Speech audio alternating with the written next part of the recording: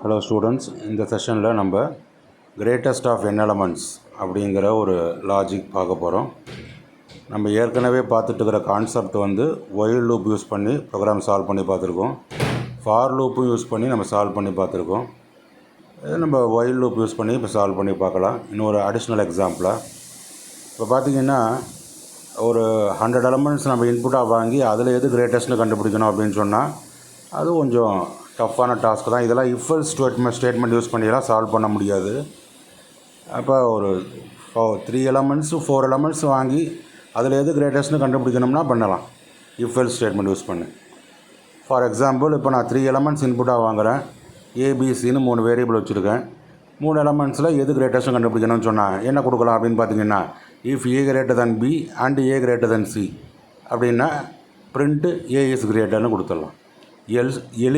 அடுத்த எலிஃபில் B greater than C print B is greater. எல்ஸில் C is greater print C is கிரேட்டர்னு கொடுத்துடலாம். ஸோ இது 3 elements அப்புறம் 4 elements கம்பேர் பண்ணுறது. நம்ம கோடிங் அப்படியே இன்க்ரீஸ் ஆகிக்கிட்டே வரும். So 10 elements 20 elements 50 elements 1000 elements அதுக்கெல்லாம் கண்டிப்பாக இஃப் எல்ஸ் யூஸ் பண்ண முடியாது. கண்டிப்பாக எதனா ஒரு லூப் ஸ்டேட்மெண்ட் தான் யூஸ் பண்ணணும். இந்த லூப் ஸ்டேட்மெண்ட் யூஸ் பண்ணும்போது தான் நம்மளால் n elements வாங்க முடியும், n elementsையும் கம்பேர் பண்ண முடியும், அதில் எது கிரேட்டஸ்ட்னு கண்டுபிடிக்க முடியும். ஸோ இஃப் எல்ஸ் யூஸ் பண்ணும்போது அதெல்லாம் ரொம்ப ஒரு டஃப் டாஸ்க்காக இருக்கும் நம்மளுக்கு. ஸோ இப்போ நம்ம அந்த மாதிரியான ஒரு ப்ரோக்ராம் தான் நம்ம செய்கிறோம். ஒரு இம்பார்ட்டண்ட் லாஜிக். என்ன காரணம்னா n elements வாங்கி அதுக்குள்ளே எது கிரேட்டஸ்ட் அப்படின்னு சொல்லி கண்டுபிடிக்கிறது. ஸோ எப்போதுமே n elements வாங்கிட்டு அதுக்குள்ளே தான் ஒரு ப்ராசஸை பண்ணி செஞ்சு காமிக்கணும் அப்படிங்கிறது தான் முக்கியமான விஷயம். ஒரு 3 elementsல செய்கிறோம், 4 elementsல செய்கிறோம் அப்படிங்கிறதெல்லாம் ஒரு பெரிய விஷயமே கிடையாது. ஸோ n elements வாங்கி அதில் நம்ம எப்படி பெர்ஃபார்ம் பண்ணி காமிக்கிறோம், அந்த ப்ராசஸ் பெர்ஃபார்ம் பண்ணி காமிக்கிறோம். போன find the sum of the natural numbers பார்த்தோம். n elements யூஸ் பண்ணி n elements ஆட் பண்ணுற மாதிரி 1 + 2 + 3 அப் டு n வரைக்கும். ஸோ இது மாதிரி n elementsக்கான ஃபேக்டோரியல் இது மாதிரி எல்லாமே n elements செஞ்சு காமிக்கிறோம். n elementsனு சொன்னாலே கண்டிப்பாக அந்த இடத்துல லூப் வந்துடும். இந்த லூப் யூஸ் பண்ணும்போது தான் நம்மளால் இந்த ப்ராசஸை ஈஸியாக கம்ப்ளீட் பண்ண முடியும்.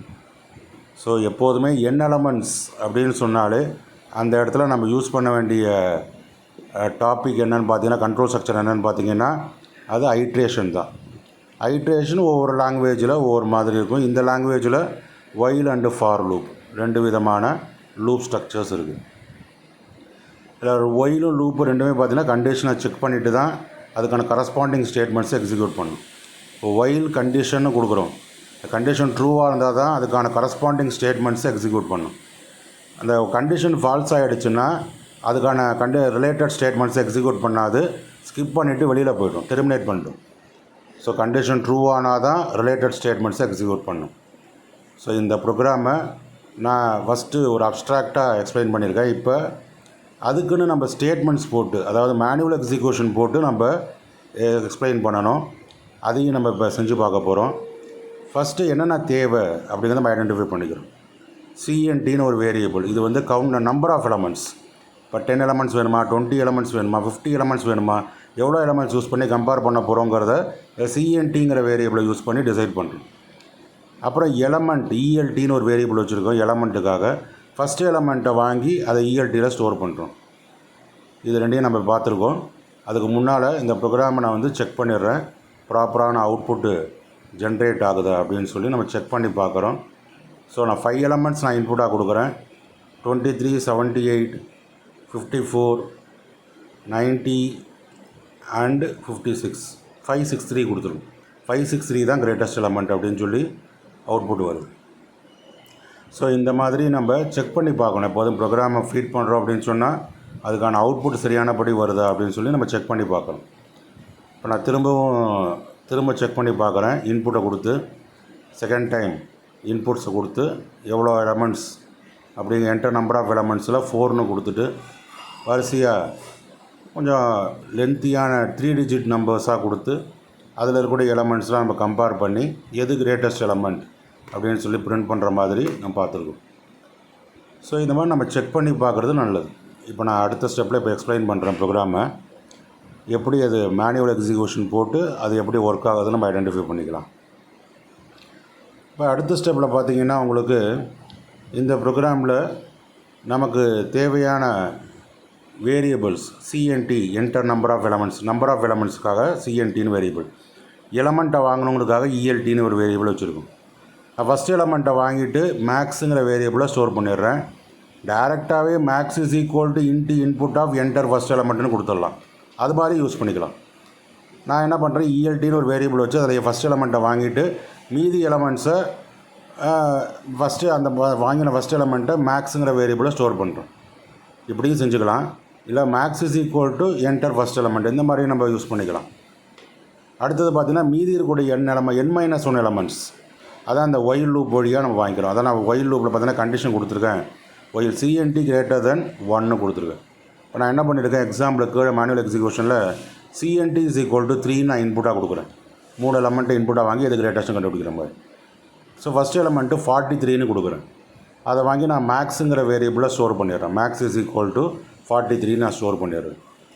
மீதி 2 எலமெண்ட்ஸை அப்போ நான் கீழே அடுத்த ஸ்டெப்பில் அந்த ஒயில் லூப் யூஸ் பண்ணி கண்டிஷன் செக் பண்ணுறேன். 3 கிரேட்டர் தென் 1 பார்க்குறேன், ட்ரூ. அப்போ இஎல்டியில் அடுத்த எலமெண்ட்டை நம்ம கம்பேர் பண்ணுறதுக்காக இன்புட்டாக வாங்குகிறோம், 56ன்னு வாங்குகிறோம். அடுத்த ஸ்டெப்பு இஃப் ஸ்டேட்மெண்ட் இருக்குது.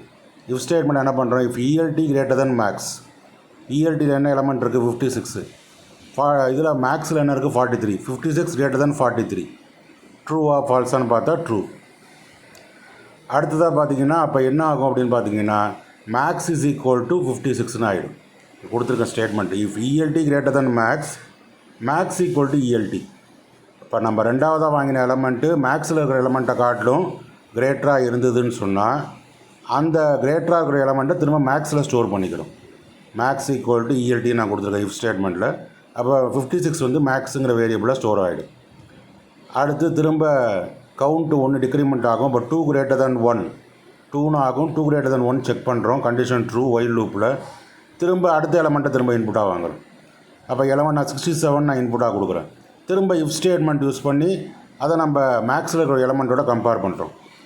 எலமெண்ட்டை 67, மேக்ஸில் இருக்கிற எலமெண்ட் 56, 67 கிரேட்டர் தென் 56 பார்க்குறோம், ட்ரூ. அதனால் இப்போ என்ன ஆகிடும்னா மேக்ஸுங்கிற வேரியபிளில் புதுசாக வாங்கின 67ங்கிறது போய் ஸ்டோர் ஆகிடும். அடுத்தது கண்டிஷன் திரும்ப கவுண்ட்டோட வேல்யூ குறையும், 1 ஆகும். 1 கிரேட்டர் தென் 1 அப்படின்னு கண்டிஷன் செக் பண்ணும்போது ஒயில் லூப் வச்சு ஃபால்ஸ் ஆகிடும். ஃபால்ஸ் ஆகிட்டு கிரேட்டஸ்ட் எலமெண்ட் இஸ் 67 அப்படின்னு சொல்லி அவுட்புட் வந்துடும். இந்த லாஜிக்கு இப்படி தான் ஒர்க் ஆகுது. இந்த மேனுவல் எக்ஸிக்யூஷன் வச்சு தான் நீங்கள் ஐடென்டிஃபை பண்ண முடியும். இந்த மேனுவல் எக்ஸிக்யூஷனில் நீங்களும் என்ன பண்ணிக்கலாம், இப்போ நான் 3 எலமெண்ட்ஸ் வச்சு ஒவ்வொரு எலமெண்ட்டாக வாங்கி அதை கம்பேர் பண்ணுறதுனா கண்டிஷனோடு போட்டு காமிச்சிருக்கேன். நீங்களும் என்ன பண்ணணும் அப்படின்னு சொன்னால் கவுண்ட்டில் 5ன்னு வச்சு பார்க்கணும், கவுண்ட்டில் 10ன்னு வச்சு பார்க்கணும். இது மாதிரி நீங்கள் சப்ஸ்டியூட் பண்ணி இதே மாதிரி மேனுவல் எக்ஸிக்யூஷன் போட்டு எப்படி ஒர்க் ஆகுதுன்னு ஐடென்டிஃபை பண்ணால் தான் உங்களால் இந்த ப்ரோக்ராம் எப்படி ஒர்க் ஆகுது அப்படிங்கிறத புரிஞ்சுக்க முடியும். ஸோ நான் அடுத்ததாக திரும்ப ஒரு எக்ஸாம்பிள் திரும்ப கொடுத்து காமிக்கிறேன். அதே எக்ஸாம்பிளில் கொடுத்த அதே வேல்யூஸ் 3, 43, 56, 67, கிரேட்டஸ்ட் எலமெண்ட் 67 வந்துடுச்சு. ஸோ இதை நீங்கள் கண்டிப்பாக நீங்கள் ஒரு அதே மாதிரி மேனுவல் எக்ஸிக்யூஷன் போட்டு கவுண்ட்டில் 5, 7, 10 கொடுத்து நீங்கள் எலமெண்ட்ஸை கொடுத்து இதே மாதிரி மேனுவல் எக்ஸிக்யூஷனை போட்டு பார்க்கணும். ஓகேவா? இதை நீங்கள் செஞ்சு பாருங்கள். அந்த ப்ரோக்ராமை நல்லா அண்டர்ஸ்டாண்ட் பண்ணுறதுக்கு ஒரே வழி மேனுவல் எக்ஸிக்யூஷன் தான். அதில் கூட எல்லா வேரியபிளும் யூஸ் பண்ணியிருக்கோம். இப்போ நம்ம என்ன பண்ணுறோன்னா கிரேட்டஸ்ட் அப்படிங்கிறதுக்கு பதிலாக ஸ்மாலஸ்ட் அப்படின்னு நம்ம கண்டுபிடிக்க போகிறோம். Smallest of n elements. இந்த லாஜிக்கில் ஒரு லைட்டாக ஒரு சேஞ்ச் பண்ண போகிறோம். அது மட்டும்தான், மற்றபடி வேறு ஒன்றும் இல்லை. அதையும் நம்ம இந்த ப்ரோக்ராம்லேயே நம்ம செஞ்சு பார்த்துட போகிறோம்.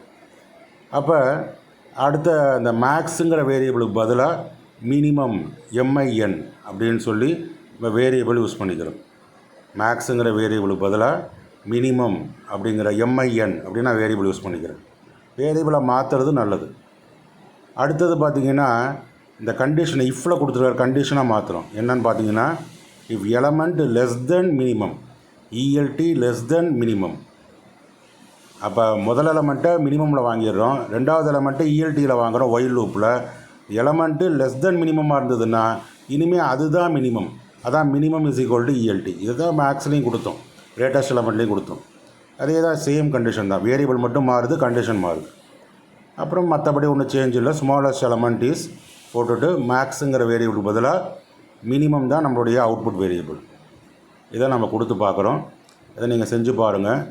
இதே மாதிரி இதுக்கும் நம்ம இன்புட்டை கொடுத்து அவுட்புட் என்ன அப்படிங்கிறத நம்ம செக் பண்ணிக்கலாம்.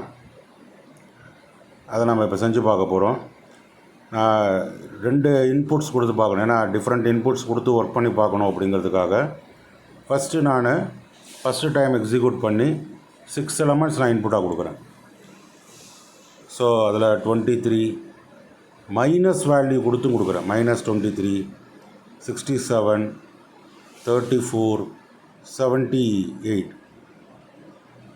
-45 கொடுக்குறேன். -45 தான் இருக்கிறதுலே மினிமம். அதான் ஸ்மாலஸ்ட் எலமெண்ட் இஸ் -45ன்னு வந்துருச்சு. ஸோ திரும்பவும் இந்த சேம் லாஜிக்கை லைட்டாக மாடிஃபை பண்ணியிருக்கோம். கிரேட்டஸ்ட் எலமெண்ட் லாஜிக்கை இப்போ ஸ்மாலஸ்ட் எலமெண்ட்டாக மாற்றிட்டோம்.